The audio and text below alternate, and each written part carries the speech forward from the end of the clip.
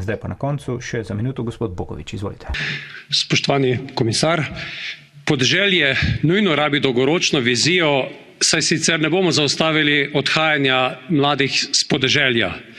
Sedaj razporejamo velika sredstva v okviru načrta za okrevanje in odpornost, večletnem finančnem okviru in zato moramo najprej zagotoviti dovolj sredstev, da bomo imeli kvalitetno kmetijstvo, ki bo zagotavljalo dohodkovni položaj kmetov in omogočilo mladim, da ostanejo na kmetijah in tudi, da razvijamo številne panoge na področju kmetijstva. Vendar kmetijstvo ni dovolj.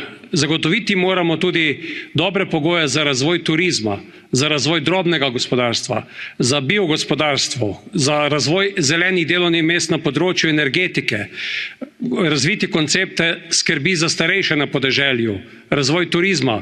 Vse to počnemo tudi znotraj koncepta za pametne vasi, ki ga sam razvijam že kar nekaj časa. Zato nujno rabimo jasno strategijo, vire, kajti v nasprotnem primeru ne bomo zaustavili povsem naravnega trenda centralizacije, ki se dogaja. Naloga pa je tako na občinah, državah, kakor tudi na nas tu v Evropskem parlamentu.